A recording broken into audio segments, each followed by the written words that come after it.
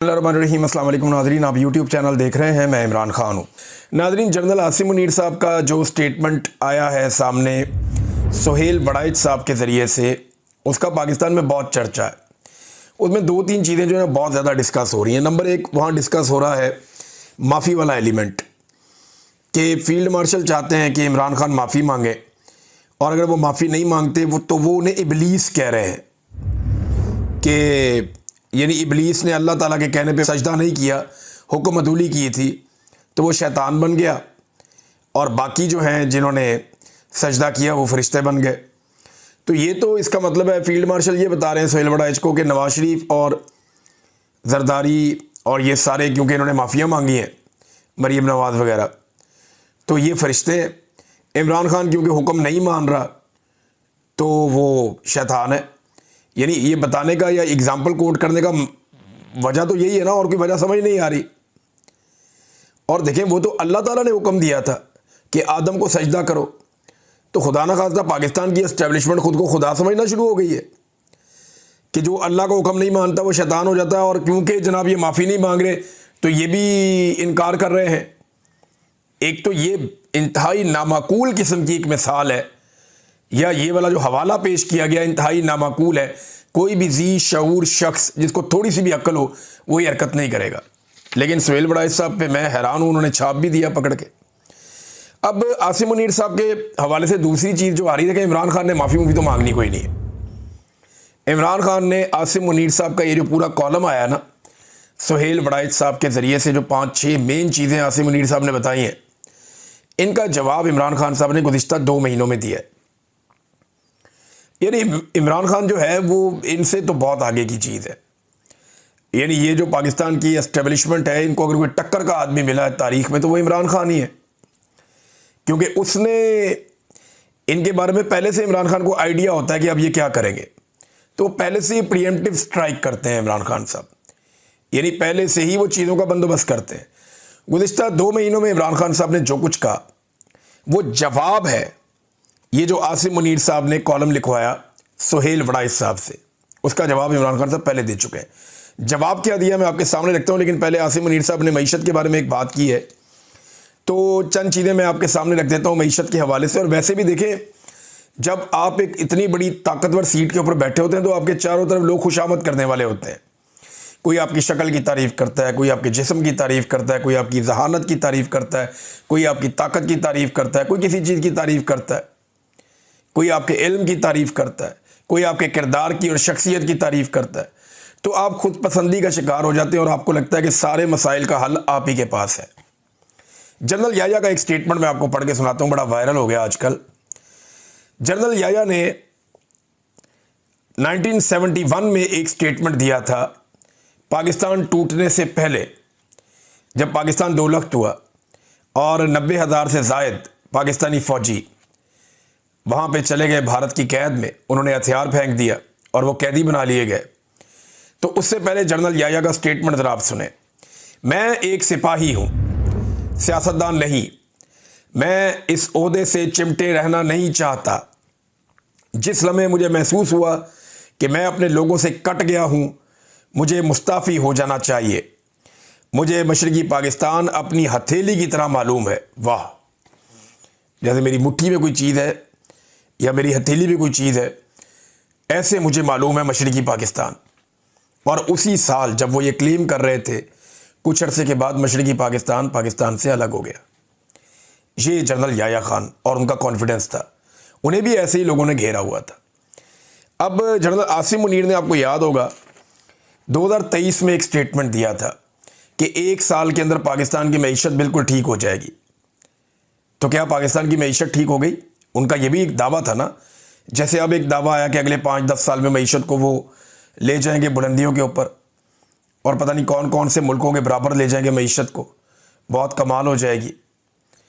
तो ये जो दावा 2 साल पहले उन्होंने किया था, उसके बाद आज सूरत हाल ये है कि पाकिस्तान में सरमायाकारी ख़त्म हो गई, महंगाई, गुर्बत और बेरोज़गारी अपने उरूज पर पहुंच गई है।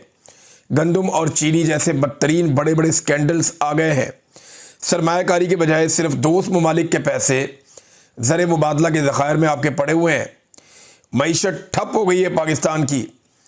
SIFC में दावा किया गया कि 200 अरब डॉलर की सरमायाकारी लेकर आ रहे हैं, मगर दावों के बरक्स 2 अरब डॉलर भी सरमायाकारी के नहीं पहुंचे। 100 अरब डॉलर जो है वो कोई जेनेटरी बीच साहब आए थे अमेरिका से, वो और बहुत बड़े सरमायाकार वो लेकर आ रहे थे, वो पैसा भी नहीं आया। ओवरसीज पाकिस्तानियों के नाम पर नून लीग के कारकुनों को इकट्ठा किया गया और वहाँ पे 1000 अरब रुपए का दावा किया गया कि ये सरमायाकारी पाकिस्तान आ रही है, उनमें से भी पैसा पाकिस्तान नहीं पहुंचा। तो आसिम मुनीर साहब ने अब तक जितने दावे किए मईशत को लेकर वो पूरे नहीं हुए, और मैं इसमें बिल्कुल ये नहीं कहूँगा कि उनका कसूर है, उनका कसूर है ही नहीं भाई। उनकी सारी ट्रेनिंग फौज की है, उनकी सारी ट्रेनिंग जो है वो लड़ाई की है, जंग की है। वो मईशत कैसे ठीक कर सकते हैं? उनके अंदर ये काबिलियत नहीं है, उनकी ये तालीम नहीं है, उनकी ये तरबियत नहीं है, उन्होंने इसकी ट्रेनिंग नहीं ली, मईशत के बारे में वो जानते नहीं है। जो उन्हें लोग कह देते हैं वो बेचारे बता देते हैं। तो मेरे ख्याल में ये उन्हें गुमराह किया जाता है। उन्हें मोहतात रहना चाहिए कि उन चीज़ों पे बात ना करें जहाँ पे उनका नॉलेज नहीं है या जिन पे उनकी दस्तरस नहीं है। ये सिविलियंस का काम है, इसके लिए स्पेशल लोग हैं, वो तालीम हासिल करते हैं, उनका लंबा तजर्बा होता है, वो ट्रेंड होते हैं, वो फिर इसके ऊपर काम करते हैं। बहरहाल गलत दावे करवाए गए आसिम मुनीर साहब से और उन्होंने भी कर दिए, और उसका नतीजा आज आपके सामने है कि अब जो उन्होंने नए दावे किए हैं उन पे भी लोग यकीन नहीं करते। इमरान खान साहब गुज़िश्ता 2 महीनों से आसिम मुनीर साहब को जवाब दे रहे हैं। ये जो अब उनका स्टेटमेंट छापा है सुहेल बड़ाइच साहब ने, 2 महीने से पेशगी जवाब जो इमरान खान साहब ने दिया, जरा सुने। 6 अगस्त 2025 को, थोड़े दिन पहले, इमरान खान साहब ने कहा, मैं इस डाकू डफर अलायंस के आगे कभी नहीं झुकूंगा। ये माफ़ी वाली बात का जवाब है। और आसिम ला को कभी तस्लीम नहीं करूंगा, मुझे सारी ज़िंदगी भी जेल में रहना पड़े, मैं इसके लिए तैयार हूं। दूसरा स्टेटमेंट 2 अगस्त 2025, पीपल्स पार्टी और नून लीग आसिम मुनीर के लिए वैसा ही कठपुतली किरदार अदा कर रही है जैसा काफ लीग ने मुशर्रफ के लिए किया था। इनका किरदार सियासी जमात का नहीं, एस्टेब्लिशमेंट के पॉलिटिकल फ्रंट का है। इसी आड़ में करप्शन और लूट मार का सिलसिला भी जारी है। 77 साल लगाकर पाकिस्तान में मुश्किल से चंद इदारे खड़े हुए थे, जहां बार बार मार्शल लॉ लगते रहे, जिसने इस अमल को दुश्वार बनाया, मगर फिर भी इदारे मौजूद थे। लेकिन आसिम मुनीर के मार्शल लॉ ने सिर्फ अपने इक़्तिदार की तवालत के लिए इन इदारों को भी एक एक करके तबाह कर दिया। सबसे पहले इंतखाबी फ्रॉड करके अवाम का वोट चोरी किया, चोरों को मुल्क पर मुसल्लत करके जमहूरियत का खात्मा किया, मीडिया का गला घोंटा, बदतरीन सेंसरशिप लगाई, अदलिया को 26वीं तरमीम के ज़रिए एक सरकारी इदारा बना दिया, और ऊपर से लिखी लिखाई सज़ाएँ जजेस के हाथ में थमा दी जाती हैं। तो इमरान खान साहब ने सारा बताया जनाब के अदालतें कानून की नहीं, सिर्फ आसिम ला की पैरवी करती हैं। इसी के मुताबिक सब ट्रायल चलेंगे और सज़ाएँ होंगी। ये सब ट्रायल ऑन रिकॉर्ड है, आज नहीं तो कल सब पर हकीकत अयां हो जाएगी कि किस जज ने इंसाफ की पैरवी के बजाय यजीद वक्त की पैरवी की। 24 जुलाई 2024-25 इमरान खान साहब का एक और स्टेटमेंट, ये इन्हीं 2 महीनों में उन्होंने जवाब दिया। पाकिस्तान में इस वक्त मार्शल लॉ नहीं, आसिम लॉ नाफिज है। मुल्क में आसिम मुनीर का कानून चल रहा है और ISI उसे तहफ़्फ़ुज़ दे रही है। जो चीज़ आसिम मुनीर को ताकत देती है वो इस मुल्क का कानून बन जाता है। आसिम मुनीर अपनी ताकत के लिए मुल्क की हर चीज़ की कुर्बानी देगा।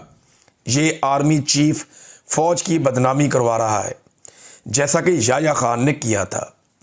मेरी एहलिया बुशरा बीवी को बतौर हथियार इस्तेमाल करके मुझे तोड़ने की कोशिश की जा रही है, लेकिन मैं ये वादे कर दूं, मैं मर जाऊंगा मगर कभी आसिम मुनीर की बादशाहत को तस्लीम नहीं करूंगा। ये एक कब्ज़ा ग्रुप है जिसने मुल्क पर ज़बरदस्ती कब्ज़ा कर रखा है। 15 जुलाई 2025, मैं तमाम उम्र भी जेल में रहने को तैयार हूँ, लेकिन जुल्म और जबर के आगे झुकने का सवाल ही पैदा नहीं होता। पाकिस्तानी कौम को भी ये पैगाम देता हूँ कि किसी सूरत जबर के निज़ाम के सामने ना झुकें। मुज़ाकरात का वक्त अब गुजर चुका है, अब सिर्फ कौम के एहतजाज का वक्त है। जेल में सख्तियाँ बढ़ा दी गई हैं। ये सुप्रिटेंडेंट एक कर्नल और जेल सुप्रिटेंडेंट अंजुम, ये सब कुछ आसिम मुनीर के कहने पर करवा रहे हैं। अपनी पार्टी को वादे करता हूँ कि अगर मुझे जेल में कुछ हुआ तो इसका हिसाब आसिम मुनीर से लिया जाए। बुशरा बेगम पर जुल्म किया जा रहा है, दोबारा उन्होंने बताया। और इसके बाद उन्होंने कहा कि जिस जेल में मुझे रखा हुआ है वहाँ सैकड़ों पाकिस्तानियों के कातिल और दहशतगर्द भी मुझसे बेहतर हालत में रह रहे हैं। फिर 8 जुलाई का इमरान खान साहब का एक और स्टेटमेंट है, और कि उन्होंने कहा नेल्सन मंडेला को, गांधी को, सबको किताबें पढ़ने और लिखने की इजाज़त थी, मुझे नहीं मिलती इजाज़त। फिर उन्होंने कहा इस सब के पीछे एस्टेब्लिशमेंट और उसके बगल बच्चों का हाथ है, ये सब कुछ मुझे तोड़ने के लिए किया जाता है, लेकिन मैं आखिरी सांस तक जुल्म के खिलाफ खड़ा रहूँगा। और फिर उन्होंने कहा कि बादशाह डिक्लेयर कर देनी चाहिए इतना तकल्लुफ़ करने की बजाय, क्योंकि मुल्क पर इस वक्त मुकम्मल तौर पर डिक्टेटरशिप मुसल्लत है। और यानी इमरान खान साहब ने 4 जून को एक और भी स्टेटमेंट दिया, और उन्होंने कहा मैं कभी किसी सूरत डील नहीं करूँगा। ये जो आसिम मुनीर साहब ने कॉलम लिखवाया सुहेल वड़ाइच साहब से, ये उसका जवाब है जो इमरान खान साहब पेशगी देते चले आ रहे हैं। एक दावा किया है, और ये खबर और भी जगह पे फैली हुई है, लेकिन मैं आपको पढ़ के सुनाऊंगा जो दावा किया हमारे बड़े अच्छे दोस्त हैं शाहिद असलम साहब ने। उन्होंने ये दावा किया और उन्होंने ये खबर दी है, और ये खबर है इमरान खान साहब के हवाले से और फील्ड मार्शल के हवाले से। इमरान खान का जिक्र पर आर्मी चीफ ने पाकिस्तान तहरीक इंसाफ की एक अहम शख्सियत को कहा कि बेटा अगर इस डैश, यहाँ पे ज़रा बीप लग जाती है कि उन्होंने जो लफ्ज़ इस्तेमाल किया वो लफ्ज़ मुनासिब नहीं है, तो उन्होंने कहा बेटा अगर उस डैश की बात करनी है तो वो है दरवाज़ा, तुम जा सकते हो, मुझे 10 साल तक वो बाहर निकल कर दिखाए। अब ये शाहिद असलम साहब का इंकशाफ है, ये कुछ और लोग भी बातें कर रहे हैं इस्लामाबाद में कि आर्मी चीफ ने ये कहा है कि 10 साल तक इमरान खान मुझे बाहर निकल कर दिखाए। इसके दो मतलब है, एक तो 10 साल तक आसिम मुनीर साहब को ये लगता है कि वो यहीं पे आर्मी चीफ रहेंगे या इस निज़ाम को 10 साल तक वो चलाएंगे, क्योंकि जब तक वो चलाएंगे तब तक की गारंटी दे सकते हैं ना कि इमरान खान को मैं बाहर नहीं आने दूंगा। तो बहुत सारे लोग बहुत सारी बातें करते हैं, लेकिन होता वही है जो रब को मंजूर होता है। बहरहाल ये एक इंतहाई अफसोसनाक सूरत हाल है कि एक साबिक वज़ीर आज़म जेल में इसलिए नहीं है कि उसने कानून की खिलाफ वर्जी की है या कोई बड़े जराइम किए हैं, वो जेल में इसलिए है कि इस वक्त जो फील्ड मार्शल आसिम मुनीर साहब हैं वो उसे पसंद नहीं करते, और बार बार सीनियर सहाफ़ी उनकी जानिब से रिपोर्ट करते हैं कि आसिम मुनीर साहब माफ़ी मंगवाना चाह रहे हैं, नाक रगड़वाना चाह रहे हैं इमरान खान से, और कोई बात नहीं है। नाज़रीन, एक और ख़बर है, और वो ये है कि 16 अगस्त को आपको पता है कि पूरे पाकिस्तान में कैंपेन चली थी कि कायद-ए-आज़म मोहम्मद अली जिन्ना की तस्वीरें उठाकर जाएंगे और पाकिस्तान के परचम उठाएंगे लोग। तो मुझे हैरत हुई कि लाहौर में फिर लोगों को गिरफ़्तार किया गया, यानी आप कायद-ए-आज़म की तस्वीर उठाकर भी जाएंगे तो आपको गिरफ़्तार कर लिया जाएगा। कुछ ख़वातीन को, दीगर लोगों को मुकदमा दर्ज किए गए, उन्हें गिरफ़्तार किया गया। इंतहाई अफसोसनाक और घटिया सूरत हाल बनी हुई है। कायद-ए-आज़म मोहम्मद अली जिन्ना की फ़ोटो लगाना इन्हें गवारा नहीं है, अवाम के पैसों से इश्तिहार लगा रहे हैं।